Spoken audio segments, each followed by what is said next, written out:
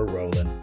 Welcome to the REI Rookies Podcast. The Real Estate Investing Rookies Podcast, episode number 80, where we invite you to follow us on our journey towards financial freedom using the power of real estate. I'm Josh Coth. And I'm Jack Haas. And here at REI Rookies, we believe in a couple of key principles. Number one, the best way to retain information is by teaching it to others. And number two, a rising tide lifts all boats. We're not competitors, we're a community. So let's get into some real estate investing. So we thought we'd tackle something pretty big topic here today. We're just coming back or finished up another real estate investing conference, this one in Boston. And we heard a recurring theme with some of the attendants that were there that they've been to multiple ones like us. The big difference, though, is that they're still not doing any deals.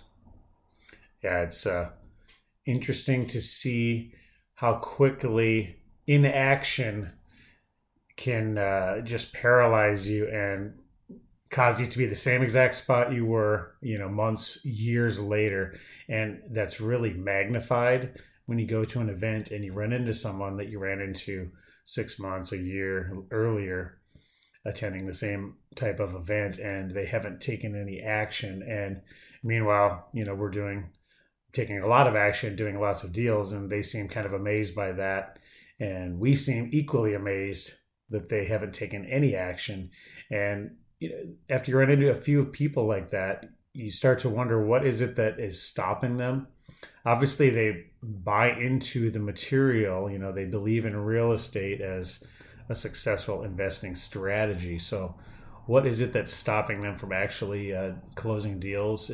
We know that it's not a lack of knowledge. There's no gap in the knowledge because they've learned all the same material that we have. It's really a lack of action, right? And what would stop someone from taking action? Well, I can kind of see how this plays out. You go to an event, you get all pumped, you get excited, you want to tackle it. You might have a day or two of leisure before you get back to the real world after the event, and then the real world and your status quo kind of set in, and the next thing you know, you look up and it's 9 months later and you haven't taken any action. Right. Yeah. Especially if you're someone that has a regular day job, a lot of commitments, it is tough to break out from that. So you do have to, it does take a large commitment to do this in addition to, a regular 9 to 5 and family and everything else. That is hard, but I guess you have to want the freedom and everything else that comes along with being a successful real estate investor more than you want to stay in the static state that you're in. And you'd think that that's something people would want if they're coming to these events repeatedly. Why are they wasting their time getting all excited if they're not going to actually do things that cause real change in their lives? I would say that it's fear is the biggest thing. And how do you overcome that fear? And the ones that are successful and are doing deals are the ones that have figured out a way to move around that fear. And I won't say, that we've eliminated fear or that anyone can eliminate fear, but you have the fear, you acknowledge it, and then you take action anyways. You move forward anyways in the face of it. That is really the key. We're not sitting here saying that we're not nervous or that we don't acknowledge that there's potential negatives or downsides to offers that we're making or houses we're buying. There's always potential negatives, but we are secure enough in our belief that we can navigate around those. So, what is it about certain personality types or certain individuals where they're not able to see that fear, acknowledge it, and then move forward anyways in the face of it? Yeah, and you might define, or, fear itself will manifest itself in a variety of ways. And I think one of the most common is that we saw this week was the analysis paralysis and trying to make excuses and feeling like you'd never have enough information. There was always a lot of questions associated with things that I don't know if we've even experienced half of them in the real world at this point. Yeah, but there was a lot of what ifs going on. A lot of hypothetical negative scenarios. And you can always talk yourself into a million of those. Like, well, we probably shouldn't buy that house because what if there was a hurricane? What if, the roof fell in? What if this? What if that? What if the tenant destroys it? What if that? I mean, you can come up with literally a million different reasons why your tenant or something bad could happen with the deal. Of course, you can concoct those out of thin air, but you have to look at reality, look at statistics. How often do those things happen? When you're talking to people that don't know anything about real estate and you say, you're investing in real estate, they might say, oh God, I don't want all those toilets getting clogged at 2 a.m. Well, it turns out I don't think that's actually ever happened to us. And if it does in the future, it's extremely rare and definitely not a reason to not purchase real estate or not invest in real estate. It's very simple. How would you handle that? Okay, your property manager emergency maintenance line gets a call and they send a plumber over, and it might be a decent sized bill because it's, in the middle of the night. But so what? I mean, you deal with it. It's a repair, it's a maintenance issue, just like anything else.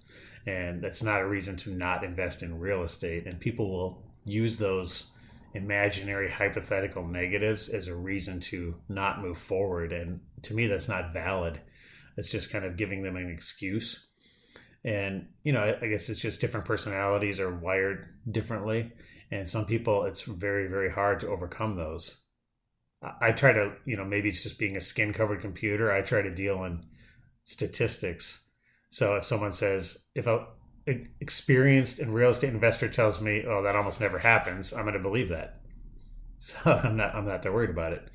I put aside money for maintenance and expenses and property management, and then as long as you plan appropriately, you can handle those things. Yeah, you'll always find a multitude of reasons not to do something. I mean, excuses come easy. It's just human nature. We have to, at a certain point, you have to balance, or I shouldn't even say balance, your reason why is going to have to outweigh any of those excuses as they pile up. I think that might be one of the big things, is that if you don't have a clear why and why you're doing this or why you're going to attempt it, maybe that's not enough of a reason to punch through the first door. And I like to throw my wife under the bus in this. Sometimes also people like to mask attending events and getting rah, rah, rah. They like to substitute that as action. They feel like that's taking action. And really, that's just preparation. Attending events, getting all hyped up. And, even like when we lead the local real estate meetup, there's lots of people in there that haven't done a deal yet. Months, possibly years later, may still be the same case. And, I encourage people to, and to finish throwing my wife under the bus completely here. She used to want to say she was going to get in shape, right? Or I'm going to start exercising and then purchase a bunch of workout DVDs, right? Well, job done. Yeah. Buying the DVDs doesn't really get you anywhere, does it? And same thing with attending real estate events, going to meetups, meeting people doesn't actually move you forward in your real estate investing. All it does is just prepare you and cover the knowledge gap and remove knowledge as an excuse for not taking action. So, but it's not going to do the workouts for you. It's not, and going to real estate events and meetups is not going to make offers for you and analyze properties and actually, move you forward, taking the steps required to actually do the business. So, you gotta throw down the rug and start doing some crunches or burpees or whatever is on those tapes. Buying them and putting them on the shelf doesn't count as action. Well, she did do one thing that I have to give her credit for. She actually bought it and put a little skin in the game. It might not have been enough for her to motivate her enough to get it done, but I think that is one of the things that a lot of people miss too. They go to the free events and they don't place the proper value on the information. So I don't think people should be afraid of spending the money associated with joining some sort of program or getting that skin in the game, to have something hinged on it, it does mentally make you take some action. I would agree with that, but I would also say there's a difference there between buying like a real estate investing book or buying a workout DVD or something versus hiring a personal trainer or spending some real money in real estate mentorship. That's real skin in the game. Spending $8 on a workout DVD that sits on the shelf is more likely to breed inaction, and also she gets to check the box saying, "Well, did that," and then there's really a lack of action after that. So I say I agree with the philosophy of having skin in the game, and for going to, hire a personal trainer, get some real skin in the game, have them knocking on your door a week later. All right, time to work out. Let's go. And you got some decent money spent there. And same thing with real estate. If you have a real mentor or some type of real money spent, you are hopefully way more likely to take action. Yeah, the accountability, being around like-minded individuals, sharing ideas, the mastermind alone was worth the flight out here. So, you have a very strong point there. I agree. So I think this is going to be a pretty short episode, but we really wanted to make sure that we just said what was top of mind here today, because nothing is going to change if you don't make a change. Yeah, and I'll leave you with a quote here from Dale Carnegie. Inaction breeds doubt and fear. Action breeds confidence and courage. If you want to conquer fear, do not sit home and think about it. Go out and get busy.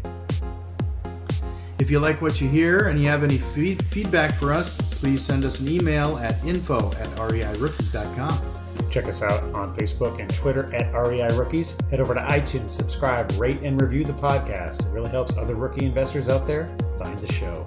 And remember, get off the bench. And get into the game. We'll see you next time. Later from Boston.